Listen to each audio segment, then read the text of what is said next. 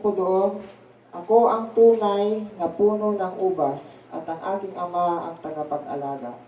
Pinuputol niya ang bawat sangang hindi namumunga at kanya namang pinuputulan at nililinis ang bawat sangang namumunga upang lalong dumami ang bunga. Nalinis na kayo sa pamamagitan ng salitang sinabi ko sa inyo. Manatili kayo sa akin at mananatili ako sa inyo. Hindi makapamumunga ang sangang hindi na nanatiling nakakabit sa puno.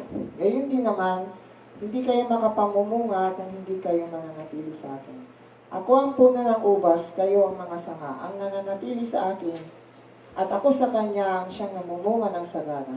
Sapagkat wala kayong magagawa kung kayo'y hiwalay sa akin. Ang hindi nananatili sa akin ay itatapon at matutuyo gaya ng sanga.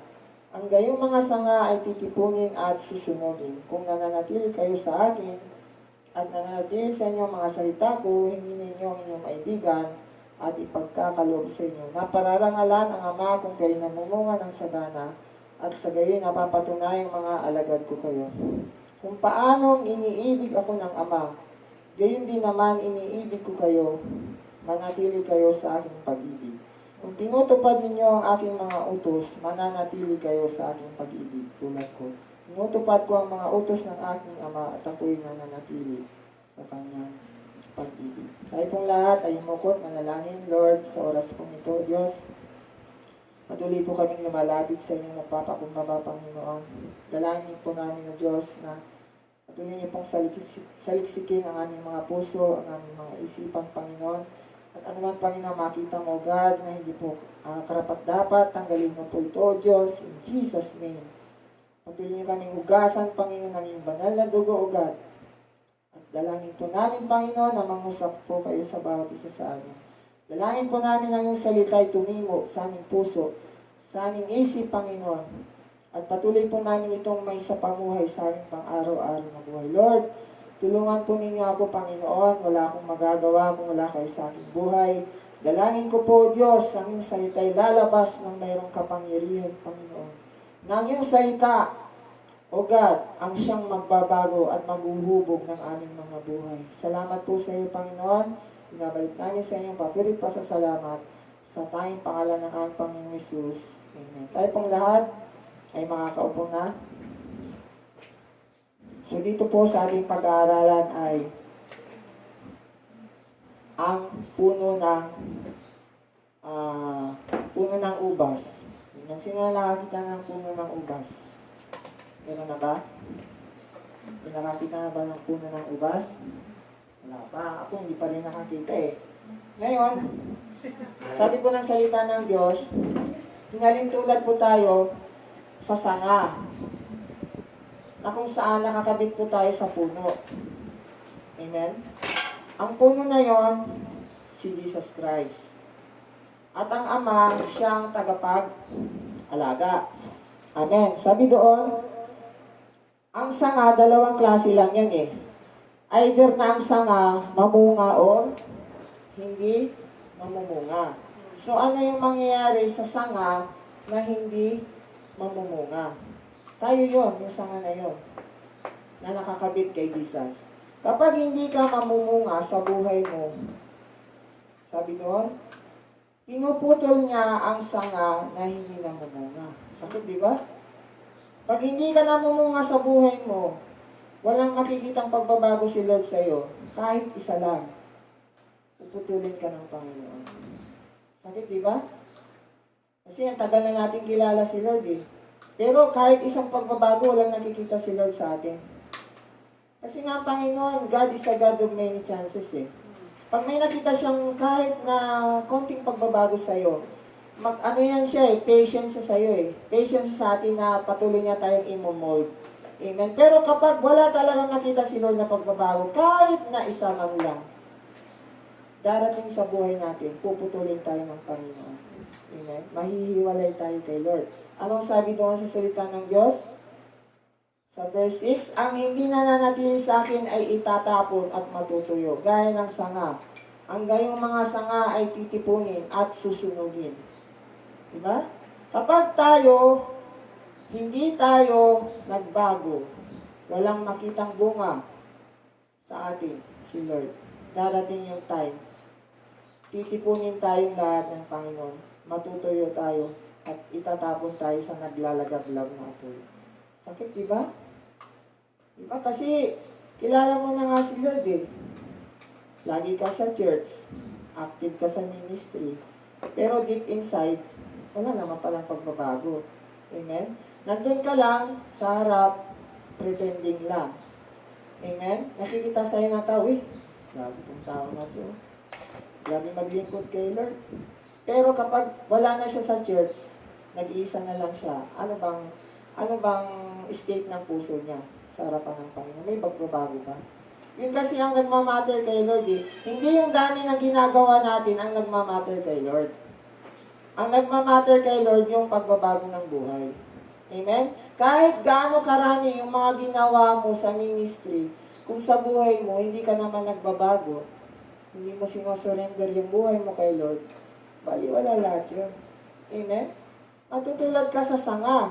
Pagdating ng panahon, sasabihin sa'yo ni Lord, away from me, ye evildoers. Diba sabi ng Lord sa kanyang salita, hindi lahat ng tumatawag sa akin ng Panginoon ay maliligtas. Maraming magsasabi, Lord, nagpagaling kami ng may sakit. Nagpalayas kami ng mga demonyo. Panginoon, nagministry kami. Nagturo kami sa lansangan.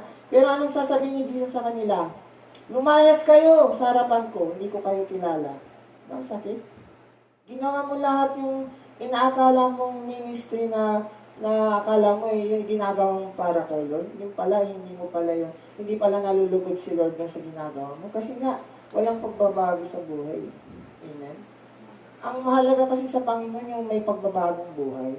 Kasi yun nga ang dahilan, kaya nga tayo naligtas dahil para tayo ay mabago ng Panginoon. Amen?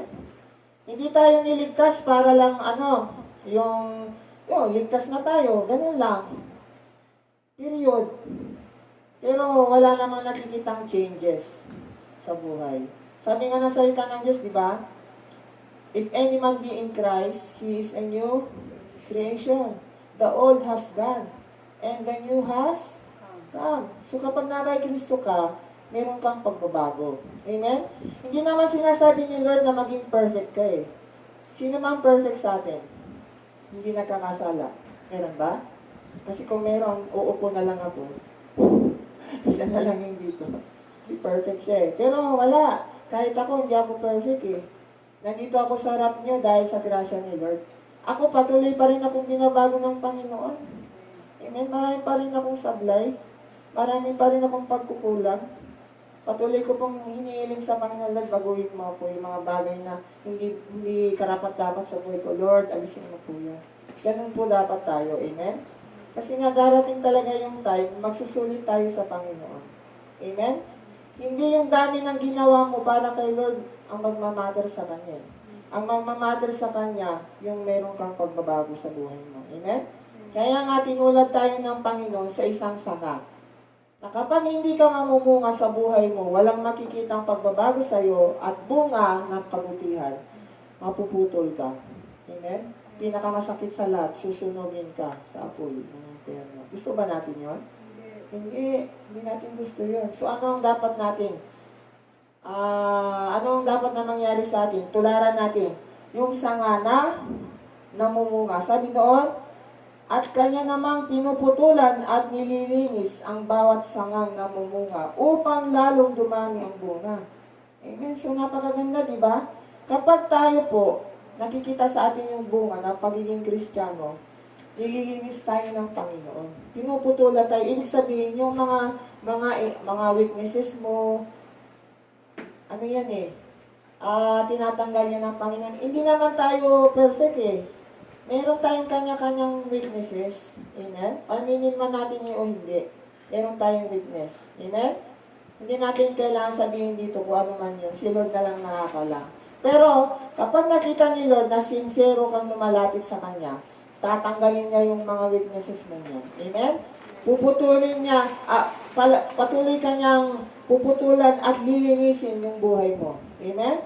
Kasi nga, tayo po ang yung sanga na nakakakitaan ng Lord ng bunga. Amen? So, paano tayo malilinis ng Panginoon? Sabi doon, nalinis na kayo sa pamamagitan ng salitang sinabi ko sa inyo. So, ibig sabihin, yung Word of God na napapakinggan po natin, yun yung maglilinis sa atin. Amen? Kaya lang ang problema, paano tayo malilinis kung hindi tayo magbabasa ng Biblia? Diba? Tama po ba? Paano mo malalaman ng salita ng Diyos? Hindi mo binabasa. So, kapag hindi mo alam ang salita ng Diyos, hindi ka malilinis. Amen? Kasi hindi mo malalaman kung ano yung mga bagay na hindi mo dapat gawin. Amen? Kasi nga nandun ka sa state na wala lang, yung Biblia mo nandiyan lang sa tabi. Tapos ikaw, gawin mo lang yung gusto mo. Suwayin mo lang talaga si Lord sa buhay mo. Amen? So, ang sabi ng Panginoon, nilinis na tayo ng Diyos sa pamamagitan ng Kanyang salita. Amen? Ang sabi sa verse 4, manatili kayo sa akin at mananatili ako sa inyo. So, ang sabi ng Panginoon, manatili tayo sa Lord. At kapag nanatili tayo sa Lord, mananatili siya sa atin. Naunawaan ba natin yun? Hindi sinabi ng Panginoon, mananatili ako sa inyo at manatili kayo sa akin. Hindi ganon. Hindi si Lord yung gagawa ng step. Tandaan natin ito. Gumawa ka ng step mo. Manatili ka kay Lord. At kapag nanatili ka kay Lord, si Lord, mananatili siya sa iyo. Naunawaan ba natin yon? Kasi si Lord, hindi ka niya pwedeng pilitin. Kung gusto mong gawin yung lahat ng gusto mo, na ayaw naman niya, may magagawa ba si Lord? Wala. Kasi hindi tayo robot. Hindi tayo disusing robot na kapag sinusyan tayo ni Lord, sige lang, kung ano yung gusto ni Lord, gagawin din natin. Kasi meron tayong free will. Amen. Tandaan natin, meron tayong desisyon. Desisyon kung susundin natin si Lord o suwayin. Amen? So yun po. Sabi ng Lord, manatili kayo sa akin at mananatili ako sa inyo. So yun ang kondisyon. Paano mananatili si Lord sa atin? Anong dapat natin gawin? Anong dapat natin gawin para manatili si Lord sa buhay natin? Yung presence niya, maranasan natin lagi sa buhay natin. Kasi minsan, yung presence niya, hindi na natin nararamdaman eh. Kumbaga, dry na tayo eh, spiritually. Sino dito nakaranas na ang buhay niya dry? Tuyo na. Kumbaga, parang hirap-hirap namang maramdaman yung presence ni Lord. Yung kahit na anong gawin mo, wala. Wala kang nararamdaman. Kasi nga, mayroong problema sa buhay natin. Amen? Hindi tayo nananatili sa Panginoon. Hindi tayo nag-stick kay Lord. Hindi tayo kumakapit sa Kanya. Kanino ba tayo kumakapit? Sa patalim. Kapit sa patalim. Di ba? Kumbaga nandun na tayo sa punto ng buhay natin na dahil nandun na tayo sa state na yung hindi natin alam gagawin, kumakapit na tayo sa patalim eh. Pero alam naman natin na hindi yung tama. Amen? Pero ang gusto ng Panginoon, sa Kanya tayo kumapit. Huwag tayong kumapit sa nalalaman natin. Huwag tayong kumapit sa ating katalinuhan. Amen? Huwag tayong kumapit sa lakas natin. Ang lakas natin, limitado. Amen? Tama po ba? Sino dito ang malakas lagi? Hindi napapagod. Meron ba? Wala. Diba? Pero kapag si Lord ang yung pinagkatiwala, sabi niya, I can do all things through Christ who strengthens me. So lahat ng bagay, kaya mong gawin sa pamamagitan ni Kristo, hindi ni Kristi. Amen. Tama po ba? Sa pamamagitan ni Kristo, lahat kaya mong gawin. Amen? Basta ang kailangan lamang natin gawin, manatili tayo sa Panginoon. Amen? Bakit kailangan natin manatili sa Panginoon? Sabi doon, hindi kayo makakapamunga. Hindi makakapamunga ang sangang hindi na nanatiling nakakabit sa puno. Ibig sabihin, kung hihiwalay ka sa Panginoon, hindi ka mamumunga. Amen? Gusto ba natin yon? Kristiyano tayo for 1 year, 2 years, tas wala tayong bunga. Kasi nga, humiwalay na tayo sa Panginoon eh. Nagkanya-kanya na tayo ng lakad, hindi na tayo nag-consult kay Lord. Lord, tama ba itong gagawin ko, Panginoon? Tama po ba na sabihin ko ito doon sa aking kaibigan? Humihingi pa ba tayo ng payo kay Lord kung tama ba yung gagawin natin sa buhay natin? Nag-decide kasi tayo minsan sa sarili natin eh. Kasi nga alam natin magiging masaya tayo sa decision. Hindi lahat na nakapagpapasaya sa atin gusto ng Panginoon. Tama po ba? Hindi lahat ng mga bagay na makapagbibigay sa'yo ng fulfillment, gusto yan ng Lord. Kasi minsan, yung mga bagay na makapagbibigay sa'yo ng saya, yan yung magdadala sa'yo sa kapahamakan. Tama po ba? Halimbawa, ganito.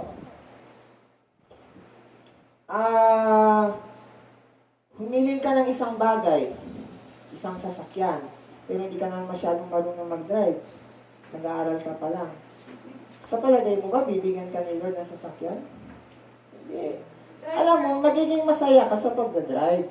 Tama? May driver. Pero, hindi luluubin ni Lord yon kasi nga, alam niya, mapapahamak ka. Tama po ba? Alam ni Lord kasi kung ano yung mangyayari sa'yo sa inaharap eh. Tayo, hindi natin alam kung ano yung kahihinatnan ng buhay natin. Kung tayo ba ay makakapag-abroad, kung tayo ba ay makakabili ng bahay at lupa, hindi natin alam yan eh. Si Lord lang ang nakakalam yan. Alam kasi ni Lord kung ano yung mas the best para sa atin. Tayo, akala natin ito yung the best. Pero hindi pa pala yan yung the best para sa atin. Meron pa palang mas higit na the best. Amen? Kaya yun yung dapat natin ipanalangin sa Panginoon. Lord, kung ano yung gusto mo sa buhay ko, yun yung gagawin ko. Yun yung tutuparin ko. Kasi alam ko na yun yung plano mo sa buhay ko. At doon ako, matutuwid yung aking daanan. Amen? Kasi kapag sinunod mo ang plano ni Lord, magiging smooth yung buhay mo. Pero kapag sinuway mo si Lord, lumihis ka ng landas, sigurado, disgrasya ang abot mo, kapahamakan. Amen? Kasi nga hindi mo sinunod si Lord eh. Hindi ka nanatili sa Panginoon eh. Humiwalay ka sa Lord. Amen? Kaya nga, kapag hindi ka mananatili sa Lord, wala, hindi ka mamumunga sa buhay mo. Yung pagiging Kristiyano mo, walang kabuluhan. Kasi hindi ka nag-stay kay Lord, hindi ka kumapit sa Panginoon. Amen?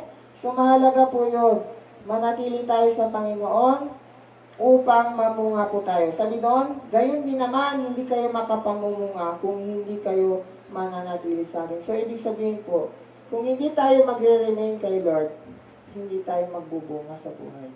Amen? Anong mangyayari sa atin? Babalik tayo sa dating buhay. Kasi humiwalay tayo sa Panginoon. Amen? Kaya nga sabi doon, ako ang puno ng ubas, kayo ang mga sanga. Ang nananatili sa akin at ako sa kanya ang siyang namumunga ng sagana. Wala kayong magagawa kung kayo ay hiwalay sa akin. Diba? Napaka-halaga nun. Kapag wala tayo sa Panginoon, wala tayong magagawa.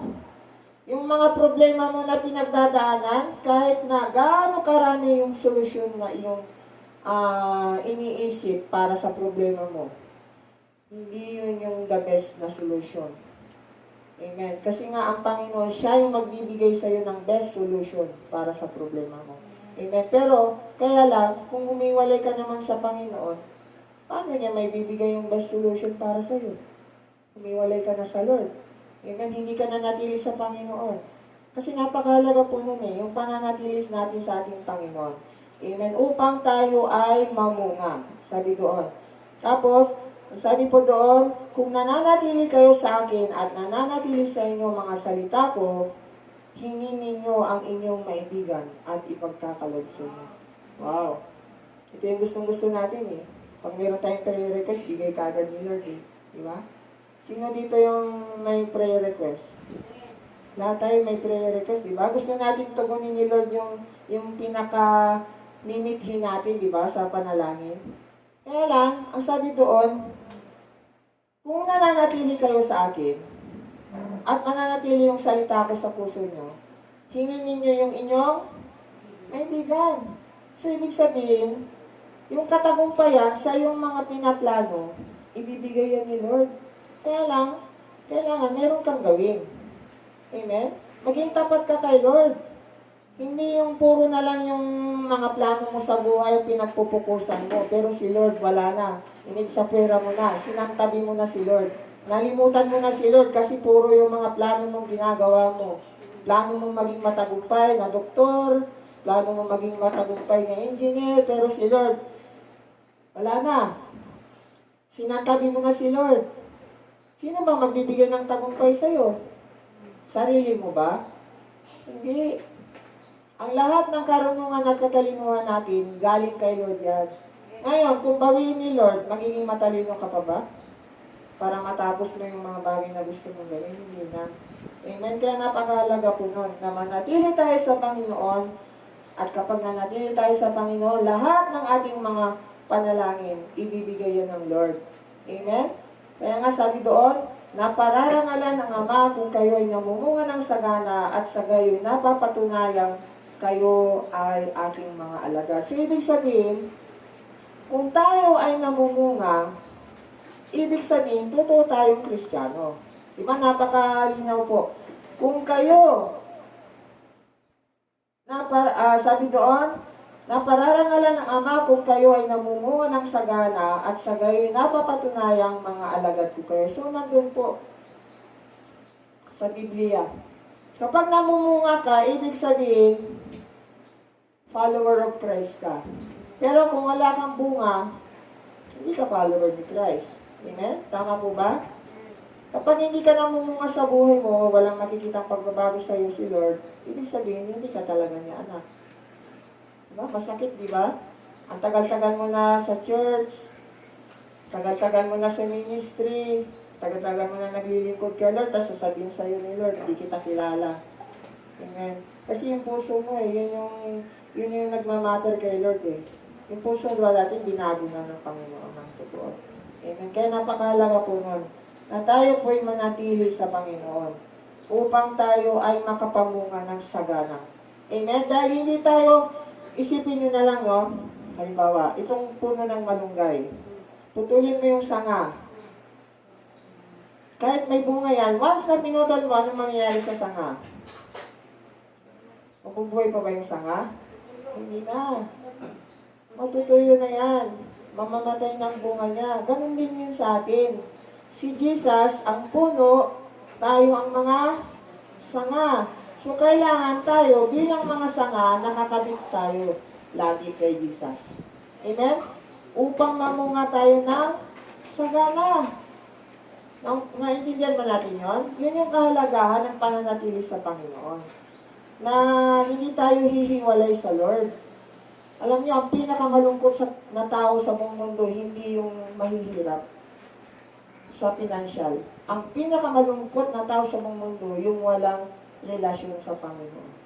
Kasi nga, kahit na ikaw ay mayaman, katulad nga ng mayaman, di ba? Sinabi ni Jesus, pagbili mo ang lahat ng ari-arian mo, sumunod ka sa akin. Anong naging expression ng mayaman? Malungkot. Hindi niya kasi may suko yung kayamanan. So, saan siya pupunta? Siyempre, doon sa dagat-dagatan ako, di ba? Pero kahit na ang tao, siya ang pinakamahirap sa lahat. Sa buong mundo. Kung siya naman ay merong Kristo, siya ang pinakamayaman sa lahat. Kasi nandun si Kristo sa buhay niya. Amen? Hindi mahalaga yung material na bagay sa mundo. Kasi yan, mawawala yan eh. Pero yung nandito si Lord sa buhay mo, yan, pang walang hanggan na yan na kayamanan mo eh. Kasi darating ang panahon, lahat ng mga bagay nandito, masusunog lahat yan. Yung pera mo, yung bahay mo, yung kotse mo, yung iyong diploma, masusunog lahat yan.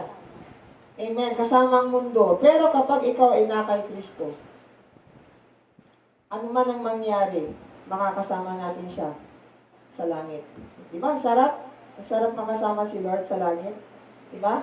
Sinong gusto makakita ng ginto? Lahat tayo gusto natin makakita ng ginto, diba? Alam niyo, pagdating ng araw, pag manatili tayo sa Panginoon, dumating si Lord dito sa mundo, makakakita tayo ng ginto. Bakit? Sa langit. Saan banda ang ginto doon?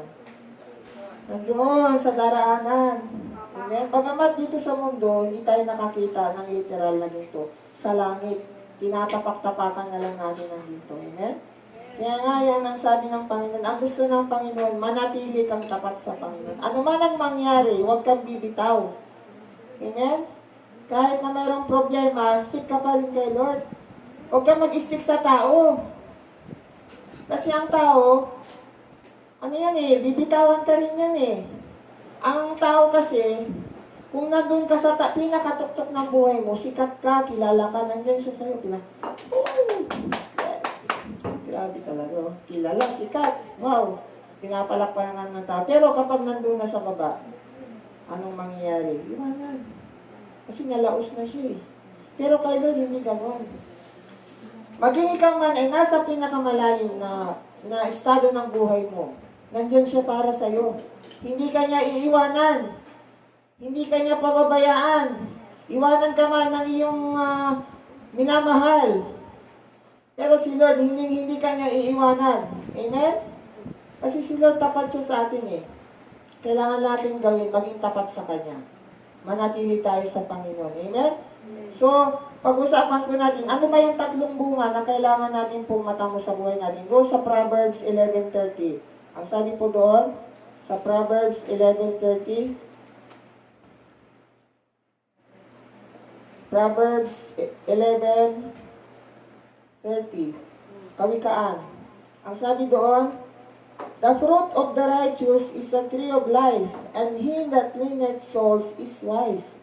So, ibig sabihin, bilang Kristiyano, meron tayong bunga. Bunga ng kaluluwa.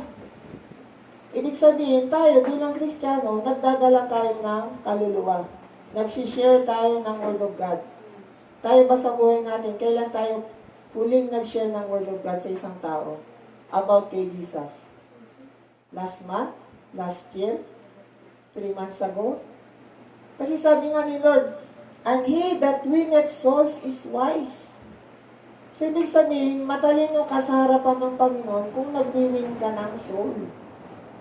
Nag-win pa ba tayo ng soul ngayon? Nag-share pa ba tayo ng Word of God sa mga kaibigan natin? Sa mga mahal natin sa buhay? Sabi nga, he that winneth souls is wise. The fruit of the righteous is a tree of life. So, yun yung bunga na kailangan natin makamtan. Yung bunga ng pag-share natin ng Word of God sa ating mga mahal sa buhay, sa ating mga kaibigan, mahalaga yun sa Panginoon. Amen? So, yun po yung una. Pangalawa, the fruit of our lips. Psalms 19:14. Ang sabi po doon, Psalms 19:14. Anong sabi doon? Let the words of my mouth and the meditation of my heart be acceptable in thy sight, O Lord, my strength and my redeemer. So, ibig sabihin po, kinakailangan daw po na yung sinasalita natin maging katanggap-tanggap sa Panginoon.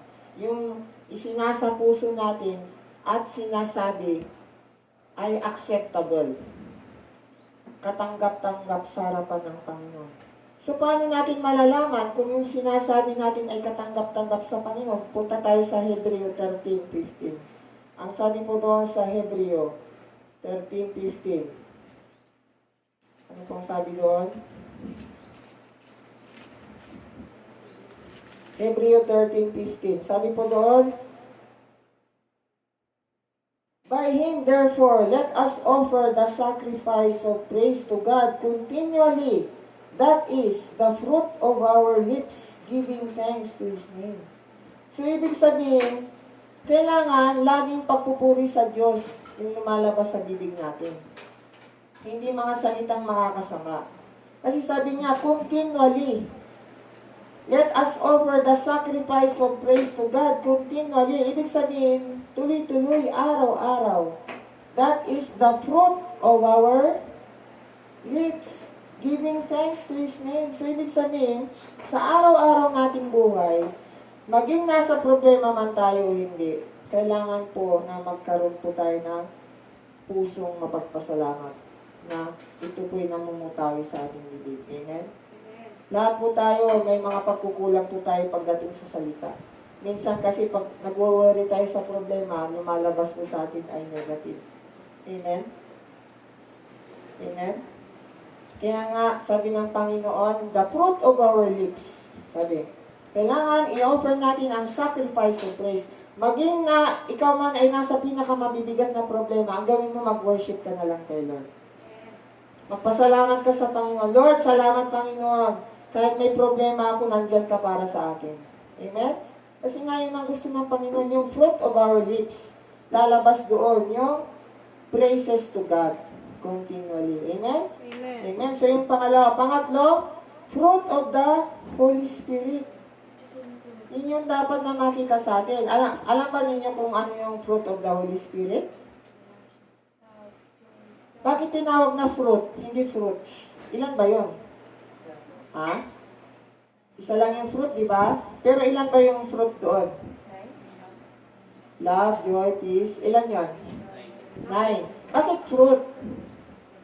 Bakit hindi fruits? But the fruits of the Holy Spirit. Anong dahilan? Bakit fruit lang? Sige nga, sino makapagpapaliwanag? Hindi pwedeng paghiwa-hiwalay. Tama. Kasi, bagamat siyang yan, love, joy, peace, patience, kindness, goodness, faithfulness, gentleness, self-control, iisa lang yan. So, ibig sabihin, kahit meron kang 8 na fruit, kung wala sa'yo yung joy, bali wala yun. Meron kang ang love, wala ka namang peace. Diba? So, wala ang fruit ng Holy Spirit sa'yo. Kasi nga, fruit, isa lang yun. Bagamat marami sila sa loob, isa lang yun, isang buo lang. So, kailangan, nasa atin lahat yun. Love, joy, peace, patience. Ito, patience talaga. Yung pinakamatindi sa lahat, patience. Kasi, minsan impatient tayo eh. Di ba? Yes. Kahit ako naman eh. Inamin ko naman din yan minsan. Hindi naman ako perfect eh. Di ba? Love, joy, peace, patience, kindness, kabaitan, goodness, love, joy, peace, patience, kindness, goodness, gentleness, faithfulness, self-control. Self-control. Kahit na meron kang love, kung wala kang self-control, sige, love ka lang ng love, kahit hindi gusto ni Lord na mahalin mo, sige, mahalin mo lang yun. Di ba? Kahit na sabi ni Lord, hindi yan yung taong para sa iyo. Pero ikaw, hindi, Lord. Mahal na mahal ko talaga siya eh. Gusto ko siya, Lord. Sige, grabe talaga yung nararamdaman ko eh. Talagang, wow, nakakakita nga ako ng mga hearts. Okay, kita ko siya. Di ba? Kasi nga, kailangan natin magkaroon ng self-control. Amen? Bagamat, gusto natin gawin, pero ayaw naman ni Lord, huwag natin gagawin. Amen? Yun nga yung sinasabi natin doon. Kailangan magkaroon tayo ng love, joy, peace, patience, kindness, goodness, gentleness, faithfulness, and self-control. Isa lang po yun. Isang fruit yun. Kailangan lahat ng yun nasa atin. Hindi pwedeng magkaroon ka ng fruit of the Holy Spirit na yung isa mawawala. Kailangan lahat ng siyam na yun nasa atin lahat yun. Amen? So, paano tayo magkakaroon ngayon ng fruit of the Holy Spirit kung hindi tayo mananatiling tapat sa Panginoon? Amen? Kung hindi tayo nakakabit sa puno kay Jesus Christ, magmamanifest ba yung fruit ng Holy Spirit sa atin? Hindi. Kaya yun yung sinasabi kong napakahalagang bagay sa atin. Manatili tayong nakakabit kay Jesus Christ. Ano man ang mangyari, kumapit tayo sa Panginoon upang mamunga tayo ng sagana. Ano yung mga fruit na yon? Love, peace, patience, kindness, goodness, gentleness. Yun yung fruit of the Holy Spirit, di ba? Ano yung pangalawa? The fruit of our mouth, lips. Ano dapat naman yung fruit ng lips natin? Yung lalabas? Sacrifices of praise to God continually. Ibig sabihin, lahat na yung lalabas sa bibig mo, pagpupuri sa Diyos. Hindi pag-aalimura sa tao. Amen? Hindi pag-judge, hindi pagsasalita ng masakit sa kapwa, kundi pagpupuri sa Panginoon. Continually. Ibig sabihin, araw-araw, yun lang yung lalabas sa bibig mo. Amen? Connected. The fruit of our lips. At ang una, soul winning. Ano ibig sabihin ng soul winning? Anong dapat natin gawin para makawin tayo ng soul? Mag-influence ng tao, mag-share. Siyempre, share mo yung John 3:16. For God so loved the world that He gave His only begotten Son, that whosoever believeth on Him shall not perish but have everlasting life. Romans 6:23. For the wages of sin is death, but the gift of God is eternal life in Jesus Christ. Tapos Romans 3:33, there is none who is righteous, no, not one. Diba? Amen. Yun, yung mga tatlong verse lang yun, isi-share mo yun sa kaibigan mo, powerful yun. Mag-memory verse na. Diba? Kaya nga, kapag Next- ikaw next meron Sunday, kang may nasisharean, nagiging masaya ka. Amen? Amen. Sabi doon sa Psalms 126. Tingnan natin, Psalms 126. Ito na yung ano natin. Psalms 126. Okay. Psalms 126. Kapag nakakapag-share tayo ng salita ng Diyos, anong sabi doon? They that sow in tears shall reap in joy. He that goeth forth and weepeth, bearing precious seed, shall doubtless come again with rejoicing, bringing his sheaves with him. So, ibig sabihin, kapag ikaw, iniiyakan mo yung isang tao para kay Lord, tapos siniran mo siya, kapag dumating sa point ng buhay niya, tinanggap niya si Jesus Christ, sino ang unang magiging masaya? Sino ang unang magiging masaya? Kapag nga, yung matagal mo nang pinapanalangin sa Panginoon, yung nanay mo, na maakay mo kay Jesus, sino yung unang magiging masaya? Ikaw! Oh. Ikaw na nag-share. Bakit ka magpipray ng napakatagal ng 5 years? Kung hindi mo mahal yung tao, di ba? Kapag nakita mo na after 5 years, natugon yung prayer mo, nadala mo yung nanay mo kay Lord, ikaw yung magiging masaya. Amen? Kasi nagtanim ka ng Word of God eh. Kaya yun yung isa sa kahalagahan na magkaroon po tayo ng bunga. Bunga, kaluluwa. Dinadala natin ito sa Panginoon. Amen? Kaya wag nating babaliwalain yung mag-share. Amen? Amen? Amen. Alam po ninyo, doon sa pinagtatrabawan ko, may mga nasisharean ako doon eh. Wow. Yung mga katrabaho ko, ini-invite ko pa nga sila dito eh. Tapos yung isa na-invite ko yun. Pala, Kristiyano na pala yun na hindi na umaatin eh. Nadala ko yun dito minsan si Henry, kaya lang di na siya nagtuloy. Pero, tinatry ko pa rin yung best ko para mag-share. Amen. Amen? Kaya ngayon na yung dapat natin gawin. Saan man tayo magpunta? Kahit doon man tayo sa Baywalk, namamasyal tayo, mag-share tayo doon sa mga, wag lang yung pasyal-pasyal, galagaya. Magpasaya lang ng sarili. Gawin natin, mag-share tayo. Kasi merong na spiritual blessing yon. Amen. Kasi yung gala-gala, kain, ang blessing, tiyan mo lang eh. Amen. Ang napagpapalin, tiyan mo, busog ka. Pero yung spiritual mo, walang kabusog, hindi nabubusog, walang fulfillment. Yung spiritual life mo kasi hindi mo nasishare. Nakikita mo na nga, dami-daming tao doon, no? Papunta sila sa kapahamakan, tapos pinapabayaan nila. Porque Lord, ligtas na. Ligtas naman ako. Ay, wala akong pakialam din. Hindi ganun. Dahil nga tayo ay Kristiyano na, kailangan natin i-share. I-share si Jesus Christ. Amen? Amen. Mahalaga po yung mag-win tayo ng souls. Kasi yun yung isang bunga ng pagiging Kristiyano. Winning souls. He that winneth souls is wise.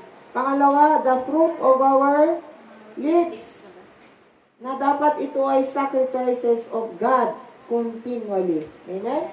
Na kailangan lalabas sa bibig natin yung pagpupuri sa Diyos kahit na sinasabihan ka na ng kapitbahay mo ng mga kung ano-ano. Lord, thank you Jesus. Hallelujah. Di ba? Di ba? Sino nga benepisyon pag gano'n yung gawin mo? Ikaw din. Kasi yung lahat ng stress mo sa kapitbahay mo, mawawala yun. May power kasi ang worship. Di ba ninyo alam si Paul and Silas? Nakakadena sila sa kulungan. Anong ginawa nila? Worship. Nag-worship. Ano nangyari sa Agapos? Nakalag. Kasi may power ng worship. Yung yung walls of Jericho. Ilang beses iniputan mo, nag-worship yung mga mga Israelita. Ilang beses? 7. Tapos ng 7, anong nangyari sa walls of Jericho? Break. Nag-break.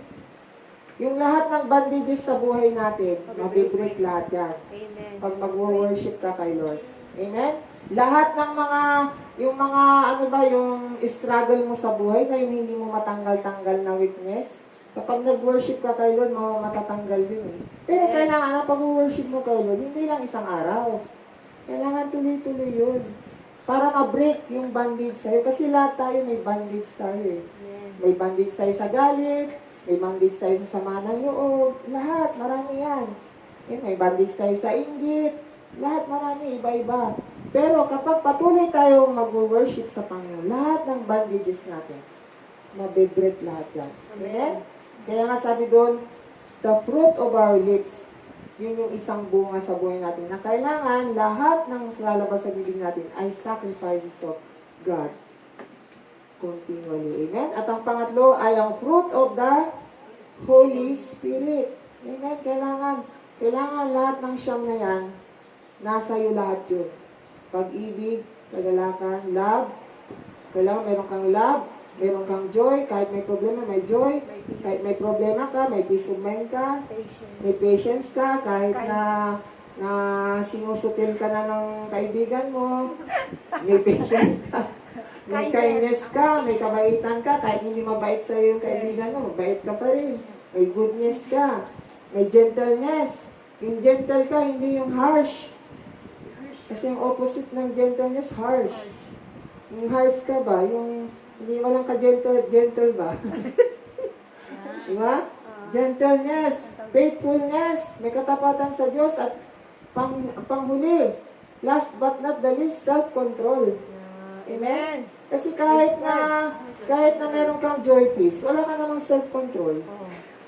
Sabi nyo, useless din, di ba? Kaya nga sabi, the fruit of the Holy Spirit, kailangan na yun ay makita sa'yo. Amen? Yes. Amen. At yun, mga bagay na yun, na fruit na yun, fruit na bunga ng kaluluwa, bunga ng ating lips, at ang bunga ng Holy Spirit, lahat ng yan, mananatili yan sa atin. Kung mananatili tayo sa, kanino tayo dapat manatili? Kay Jesus. Kailangan tayo nakakabit sa puno. Sino ang puno? Si Jesus. Tayo lang ang mga sanga. Kailangan natin makakabit sa Kanya upang sa gayon, yung power ni Lord, magpo-flow sa atin. Amen? Pero kapag pinutol mo yung sarili mo, hiniwalay mo kay Lord, hindi mo mararanasan yung power ng Panginoon. Amen? Kaya sa buhay po natin, patuloy po tayo manatili sa Panginoon at kapag tayo po nanatili sa ating Panginoon, rest assured, mananatili si Lord sa atin. Amen? Kasi nga sinabi niya, manatili kayo sa akin at ako'y mananatili sa inyo. Amen? Yun yung sekreto doon. At kapag tayo nanatili sa Panginoon, doon tayo makakapamunga ng sagana. At kapag tayo namunga, nanatili tayo sa Panginoon, anong mangyari? Kapag tayo nag-pray kay Lord? Anong mangyari pag nag-pray tayo kay Lord? Bibigay niya yung prayer request natin. At ang panghuli, kung mananatili tayo sa Panginoon at namumunga tayo ng sagana, doon napapatunayan na tayo ay alagad ni Kristo. Amen? Amen? So, sa pagiging Kristiyano, hindi lang yung sali-salita lang. Kailangan mayroong gawa. Amen? Kasi hindi mo pwedeng i-present si Lord sa salita mo lang eh. Kasi pwede kang mangako kayo, Lord, magiging tapat na ako sa iyo, Panginoon, pero bukas, hindi ka na naman tapat sa Kanya. Ang nagmamatter kasi kay Lord yung ginagawa mo eh.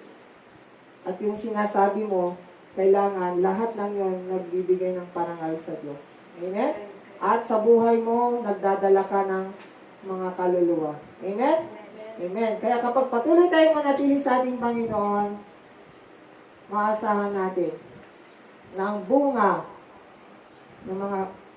na ito, soul winning, the fruit of our lips, the fruit of the Holy Spirit, makikita yun sa buhay natin. Amen? Amen. Kaya nga, manatili tayong tapat sa Panginoon. Huwag nating isipin, huwag na nating planuhin humiwalay kay Lord.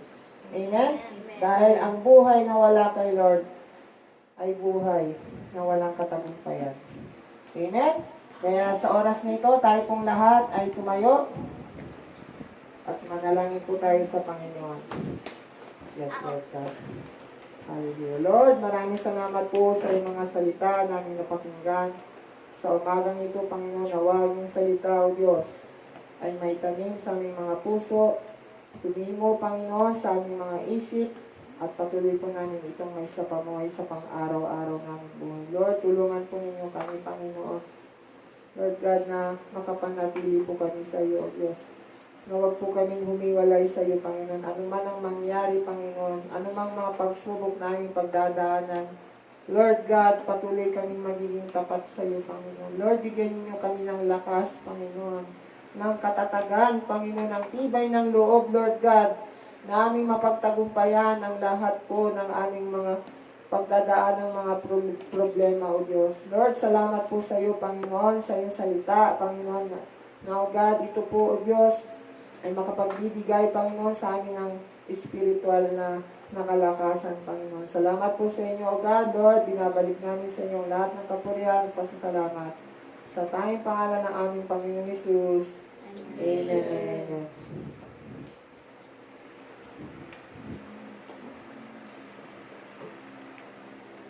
Manatili tayo nakatayo at magkamustahan sa isa't isa. Hallelujah. Kamusta ka na?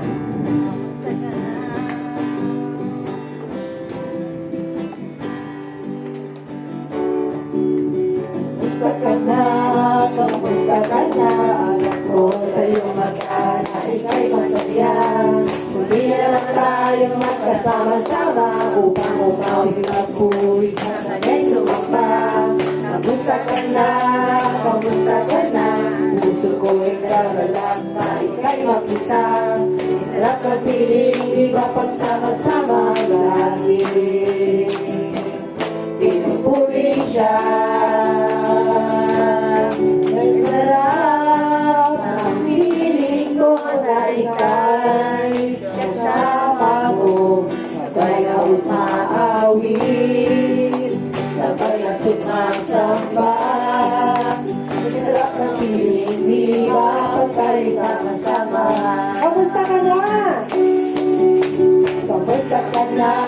Kamusta ka na? Alam ko sa iyong mata na ika'y masaya. Muli na lang tayo magkasama-sama upang umawit ang puri sa kanya'y sumamba. Kamusta ka na? Kamusta ka na? Puso ko'y nagdadalang na ika'y makita. Sarap ng piling, iba pagsama-sama lagi. Pinupuri siya. Ang sarap ng piling ko na ika'y kasama ko. Sabay na umaawit, sabay na sumasamba. Ang sarap ng piling, di ba ba't tayo sama-sama? Kay sarap, kay sarap ng piling ko na ika'y kasama ko. Sabay na umaawit, sabay na sumasamba. Sarap ng piling, di ba pa tayo sama-sama? Sarap ng piling, di ba pa tayo sama-sama? Tayo manalangin. Hallelujah. Lord, we praise you and we glorify your name, Lord Jesus. We thank you so much sa lahat ng pagkain spiritual, Panginoon, na busog po kami. Salamat po, Panginoon. And help us, O God, with your Holy Spirit. Guide us, O God, in everyday's life. Patubayan niyo po kami, Panginoon, na patuloy niyo kami turuan, tulungan, makasunod sa iyo, Panginoon. Dalangin po namin na lagi namin dala-dala ang iyong mga salita na manatili po kami sa iyo, Panginoon.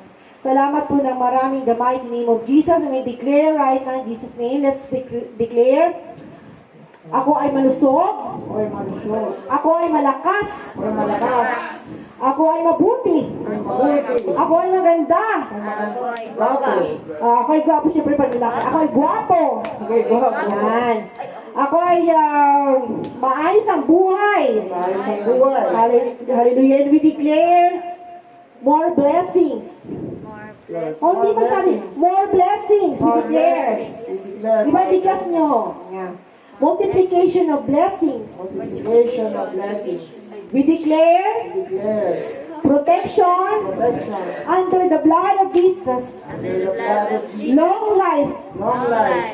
We are blessed by you, Jesus, We are blessed by you, Jesus. in all aspects In all aspects in our lives. in our lives. In Jesus' In name. Jesus' name. And no weapons is No formed. weapon formed against us. No weapon Weapon is formed formed against us against us shall prosper. shall prosper. Every tongue Every tongue that rises that rises against us, against us, you condemn. you condemn. In the mighty name of Jesus. In the mighty name of Jesus. Amen and amen. Maraming Hallelujah. Ayan. tayo. Picture. May picture na kasama si Ang, may picture na hindi kasama. Oh.